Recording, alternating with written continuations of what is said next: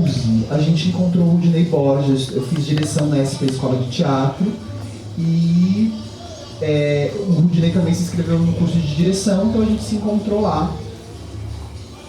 E eu tava numa fase, a gente estava numa fase de tentar essas crises de grupo, né? A gente estava com 5 anos, 4 anos e pouco, enfim, uma crise grande de grupo, do que fazer, com quem fazer, se continuar, enfim. E nessa crise a gente resolveu parar e ficar 2 anos estudando. Foi. Nossa, a gente parou mesmo, é muito engraçado isso. Eu falo às pessoas, não, olha, eu dou essa dica, as pessoas olham pra mim e falam assim, nossa, foi tão bom pra gente parar. E a gente parou, fui estudar, eu fui fazer direção, 2 anos de direção, foi o tempo assim que aconteceu. E nesses 2 anos a gente estava estudando e escrevendo um fomento. Porque a gente mandou vários fomentos, a gente não ganhava nenhum. E aí a gente falou, tá, então vamos estudar, não tá rolando, vamos ver o que a gente faz. E esses estudos foi muito bacana porque o Rudinei, ele veio assim, ele meio que morou com a gente nesse sentido de querer entender, porque a gente já tinha tido na verdade foi 3 anos que a gente teve a crise. Em 3 anos a gente montou 3 espetáculos e a gente fez uma mostra de teatro, começamos a residência no Parque Dom Pedro e fizemos uma mostra de teatro. Então a gente fez, e fizemos 300 apresentações do Cordel do Amor Sem Fim, em 3 anos. Então a gente estava assim, exausto. Capaz. Eu sei que a 19 também tem uma trajetória bem longa com histeria, mais ou menos assim. Então a gente estava exausto, né? E a gente queria entender o que a gente estava fazendo. Com esses estudos com o Rudinei, esses 2 anos, quando a gente estava completando 5 anos, 3 integrantes do grupo saíram, que aí também esse processo é super, enfim, de embate, de estudo, é isso, não é isso, o que é, mas o que você vai fazer, mas não a gente vai fazer isso, enfim, 3 integrantes saíram e a gente foi contemplado com um fomento para poder fazer a nossa pesquisa com histórias dos passageiros. Só que a SP Trans estava num processo de transição eleitoral, que estava saindo o Kassab e entrando o Haddad. E a gente foi proibido de entrar no terminal Parque Dom Pedro nesse trâmite de eleitoral. Então a gente ficou 9 meses sem poder entrar no terminal Parque Dom Pedro. E fazendo nossa pesquisa, que não era com os passageiros, que não era com o terminal. Enfim, a gente que era para, na verdade, nesse ano nascer os minutos que se vão com o tempo. Mas aí a gente mudou o rumo da trajetória, e que eu acho que a gente foi muito feliz nesse sentido, hoje eu lembro de longe, porque a gente sofreu pra cacete, que foi, ao invés da gente ouvir as histórias dos passageiros, a gente ouviu as nossas. Então a gente fez um projeto. E aí isso vai muito de encontro com a trupe, porque eu acho que, enfim, a gente tem essa coisa da vivência, né, da experiência. Desde a Lídia, desde a Fundação das Artes, aí a gente vai para uma chácara, fica 20... Na verdade a gente ficou 72 horas na chácara, mas dessas 72 a gente ficou 24 horas contando histórias de vida. A gente dividiu o dia por ofícios, que é o ofício da manhã, da tarde, do meio-dia, da madrugada, da meia-noite, enfim, são vários ofícios. E cada ofício desse, inspirado no Gaston Bachelard, a gente vivencia esses ofícios num espaço da casa. O quarto, o quintal, o sótão, o porão. E aí o espaço interfere no que a gente conta, como a gente conta. A história do outro também vai interferindo no que eu vou contar. Enfim, nessa vivência nasce a dramaturgia e a encenação do espetáculo. Porque ali eu estava como diretora, não atuo nesse espetáculo, então toda a vivência eu já fui entendendo os caminhos de encenação. E aí a gente vai fazer um trajeto com ônibus buscando esses espaços que a gente vivenciou na casa, na cidade. O que é o porão da cidade? O que é o quintal da cidade? Então as narrativas elas vão acontecendo, passando por esses espaços da cidade. Então, por exemplo, aí eu vou contar um dos espaços que a gente passa como porão, é a Cracolândia. Então tem um momento do espetáculo que a gente passa no meio do fluxo da Cracolândia. E é muito forte esse momento. Qual é a metodologia que a gente utiliza de história oral, mesmo quando foi com a gente? É a metodologia do NEL, que é o núcleo de história oral da USP. Então eles têm uma metodologia que é um pouco diferente, talvez, do que o Stopor faz, porque a gente não trabalha com... A gente, então, para entender, é um processo de entrevista, você faz um projeto de entrevista, o que te interessa, como que você faz, como você vai entrevistar, se você registra, se você não registra, quais são as perguntas que te interessam, como que você se aproxima dessas pessoas, né, como você cria esse ambiente de entrevista, porque tudo isso interfere no que vai ser dito, como vai ser dito. Depois que você faz a entrevista ou as entrevistas, pode ser que sejam mais de uma, você tem um processo de transcrição dessa entrevista. Então aí a gente vai lá como artista, a gente mesmo faz, é um trabalho árduo de fazer isso. Aí depois que você faz a transcrição, você vai para um processo de textualização. Aí você vai tirando um pouco daquilo que você percebe que é vício, ou quer aquilo que é vício. Você já vai fazendo mais ou menos um nicho próximo do seu projeto, ou não, ou falar, não, meu projeto ficou uma merda, o que tem aqui é muito mais interessante, eu vou por esse caminho. Mas ali você já faz um recorte do que de fato você percebe que é importante para o trabalho. Dessa textualização, ela vai para o dramaturgo, para o diretor, para a gente fazer um processo de transcriação. Ou seja, criar a partir desse material. E aí, depois que você cria esse material, você apresenta ele, todas as partes, se você quiser, você apresenta para os entrevistados, para saber se para eles é ok a gente trabalhar com aquele material.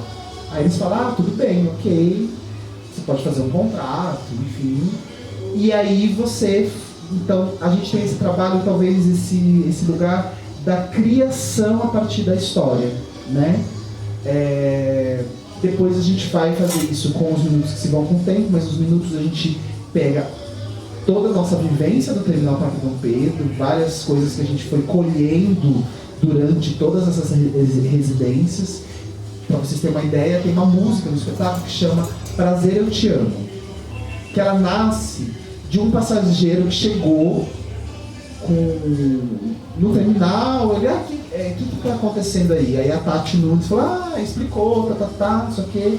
Aí ela falou assim, prazer, acho que foi isso. Aí ele falou, prazer, eu te amo, pra ela. E aí a gente foi para um ensaio, tinha assim, qual é a frase do dia? Aí ela falou, eu quero falar uma, prazer, eu te amo. Aí a gente, nossa, por quê? Ela contou a história e nasceu a música dessa frase, que é sensacional.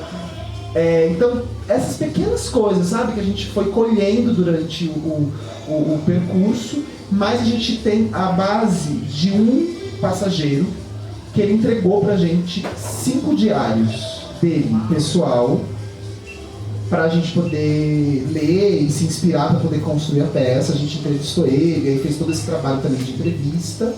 Mas os minutos, ele tem uma tríade de inspiração, que é a história oral, a Odisseia de Homero. Então a gente tem um livro igual eles, mas foi o primeiro processo que a gente fez assim, com um livro base, que é a história, né, do que demora 20 anos para voltar para casa, porque a gente queria trabalhar essa coisa do retorno para casa, da Odisseia, para volta para casa.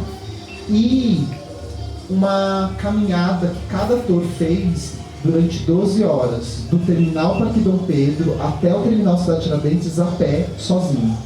Então foi uma vivência que cada um fez, e essa vivência ela foi muito importante para a construção dos personagens, porque são vários personagens que aparentemente eles não têm uma conexão um com o outro. E isso a gente vai permeando e vai construindo a narrativa do espetáculo. Já a Cobradora, a gente entrevistou 3 mulheres, mas ele tem a história oral, que às vezes mistura com a história de uma e você não sabe se é só uma mulher, se é duas. Então porque a gente trabalha nesse processo da criação, porque às vezes vai criando camadas de histórias, tem poemas e tem um texto mítico da Cláudia Barral que vai falar sobre a Eva, sobre a Lilith. Então o espetáculo ele tem toda uma costura sobre essas três. Eu acho que a gente está mais nesse lugar, mas a Cobradora tem muita história real, eu acho que se aproxima um pouquinho, só que a gente não tem essa coisa ainda do entrevistado estar no espetáculo. Na Cobradora tem vídeos de algumas entrevistas, mas é isso. Já é bastante interessante. Tem um espetáculo que o João, que fazia parte do nosso grupo, Portaria, que eu lembrei muito. Ele entrevistou. É que no caso ele usou a história dos porteiros, é Portaria Silêncio o nome do espetáculo. Ele entrevistou 8 porteiros, mas ele foi contar sobre o processo de migração dele através da história dos migrantes nordestinos que são porteiros na cidade de São Paulo. Sim. E aí essas pessoas também estão presentes só em forma de vídeo, então sim, é bem parecido nesse sentido, né? Estou louco para ver essa peça aí de vocês. A gente está vivendo um processo que eu acho que é muito parecido com o que vocês viram nessa crise aí. A gente não chegou a decidir parar. Talvez chegue esse momento. Mas a gente não chegou nele ainda, a gente chegou nesse de olhar para dentro. Sim. A gente decidiu agora, poxa, a gente já contou a história de todas essas pessoas, a gente está agora olhando para a nossa história. Então a gente tá mergulhando numa viagem nossa que seria um próximo trabalho chamado Ex-Nordestinos. Que daí seria um dia que o Brasil acorda e percebe que não existe mais Nordeste. Mas aí todos os migrantes nordestinos existem, estão fora do Nordeste, por acaso a gente aqui em São Paulo. E aí a gente entra no embate ético de reinventar esse lugar. E o que a gente coloca? A gente revive o El Chan?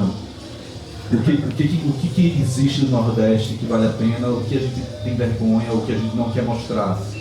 Então a gente está meio que nessa pesquisa, nessa brincadeira, através da nossa história de migração, né? E nessa perspectiva de que o Nordeste ele é uma invenção da década de 70, né? Nós somos 9 estados completamente distintos e foi criado um estereótipo do nordestino que não contempla muito de nós, né?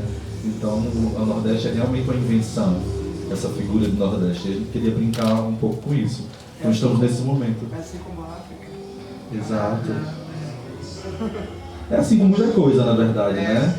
Muitos estereótipos que são criados. Os espaços não convencionais. Mas eu acho que a massa, a arte, eu acho que ela tem essa função de deformar essas categorias, esses lugares. Eu acho que eles ficam desesperados, né? Quando eles não conseguem dar conta dessa diversidade, né? E aí precisa encaixar em alguma coisa para falar, é isso. Sim, sim. É muito louco. É muito louco. As pessoas perguntam, você não é daqui de São Paulo, né? Eu falo, não. Você tem um sotaque, você é carioca, né? Não. Seu sotaque... Não, sou do Nordeste. Da Paraíba. Gente, falam todos os lugares, eu nunca falo Rio Grande do Norte, então é muito louco. Mas ou é Paraíba, são 3 lugares, ou é Ceará, é Paraíba, ou é Salvador, ou é Bahia. Né? São os 3 lugares que as pessoas falam assim, vez ou outra Pernambuco também. E daí são lugares que também já viram, você já vira, ô Bahia, ô Ceará, ei Paraíba. Já são lugares que também já tem esse imaginário assim, do migrante, né? A gente está vivendo agora uma grande migração assim, do Rio Grande do Norte. Tem muita gente do Rio Grande do Norte aqui. Acho muito parecido com o movimento que já teve em Pernambuco, né? E que muitas questões de identidade cultural florescem nacionalmente a partir dessa migração, né? Tem muitos grupos lá. Você fez eu lembrar, porque assim, enfim, o teatro ele me trouxe muito esse lugar né, essa pergunta do João é muito legal, assim, né? Quando que você... O que você era antes de existir? E eu lembro que eu passei a existir quando eu encontrei o teatro. Né? Eu tenho muito forte assim, a imagem do meu primeiro dia de aula de teatro. E passei a existir no sentido de compreender, de refletir, de muitas coisas. Até no sentido da família. E aí tem uma coisa muito forte, porque assim, eu sempre fui apaixonado pelas questões da música nordestina, do sotaque nordestino, da comida nordestina. Eu sempre gostei disso, mas eu nunca percebi que eu gostei. A primeira coisa é essa. A segunda é que sempre teve na minha casa que era assim, eu sempre me apresentei, não, eu sou... de onde que você é? E que é uma pergunta muito forte, né? De onde que você é? Porque tem tanta gente de tantos lugares, as pessoas perguntam isso. E eu sempre falei, não, eu sou legítimo paulistano. Porque meus pais falavam isso. Porque meus pais nasceram aqui em São Paulo. E aí eu fui entender isso muito tarde, assim, muito tarde. Que o meu pai, os pais dele, a mãe dele era de Minas e o pai dele é de Pernambuco. E os pais da minha mãe são do Rio Grande do Norte, de Natal. E só que eles nunca falaram sobre isso. Eles nunca falaram, eles não têm. Porque tem a coisa da vergonha, né? Tinha essa coisa da vergonha mesmo, assim, de não ser. Então meu pai é muito engraçado porque ele é muito paulistano, assim, ele não tem nada. Se olha para meus tios, tem uma coisa do Nordeste, eu percebo. Mas ele não. Ele tem essa coisa. Esses dias ele falou pra mim, ele falou assim. E assim, eu sempre deixei meu cabelo muito curtinho, assim, baixinho. E aí eu comecei a deixar meu cabelo grande, para esse momento que a gente tá vivendo, de assumir o cabelo. Porque ele tem cabelo liso, meu irmão tem cabelo liso, minha mãe tem cabelo liso, e eu sempre tinha o cabelo enrolado. E esse dia ele falou pra mim, você quer um garfo pra pentear seu cabelo? Eu falei assim, você quer tinta pra pintar o seu? Porque o seu tá todo branco. E foi um choque eu ouvir isso, porque eu percebi que eu tô incomodando ele. Sabe assim, que eu tô incomodando essa coisa. E é muito louco, porque essa coisa do Nordeste é uma questão pra mim, assim, eu sou louco pra sair de São Paulo e ir pro Nordeste. E é engraçado que eu falo Nordeste como um lugar só, né? Pra Pernambuco, né? Porque acho que tá vendo um país, né? Um dia, né? Querem separar, né? E é muito forte essa coisa, né? Desse racismo mesmo, dessa coisa de não querer, de esconder, de falar que é legítimo. Ninguém é legítimo paulistano. E eu falei muito disso. Eu acho ótimo isso, legítimo paulistano, porque não é pra estar aqui menos. Não é. E aí tem essa coisa, assim, meu pai nega muitas raízes dele, muitas raízes dele.